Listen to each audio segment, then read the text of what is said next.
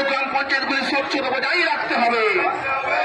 এই অম্বিকানগরের sports auditorium অবিলম্বে চালু করতে হবে। কংসাবতী জলাধারের জল সঠিক সময়ে চাষিদের দিতে হবে।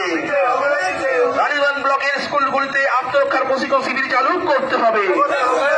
এই জমি ভাঙলদের হাত থেকে রানীগঞ্জ বিশেষ করে জমি রক্ষা করতে হবে।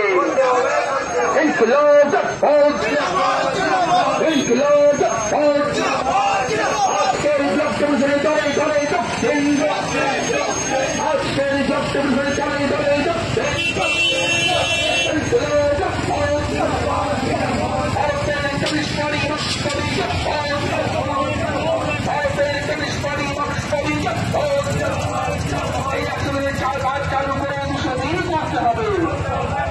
প্রতিটি গরিব মানুষকে সরকারি ঘর দিতে হবে। ঘর দিতে হবে।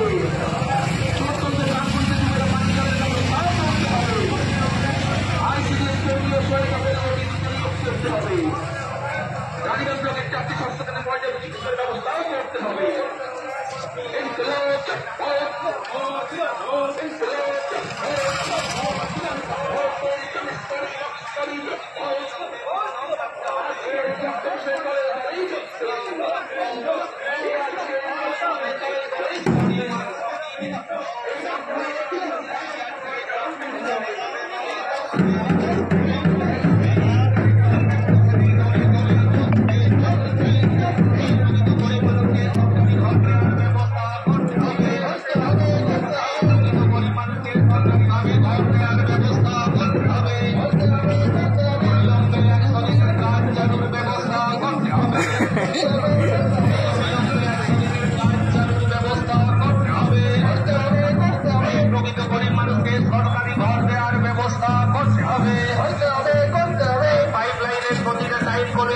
জলের ব্যবস্থা করতে হবে।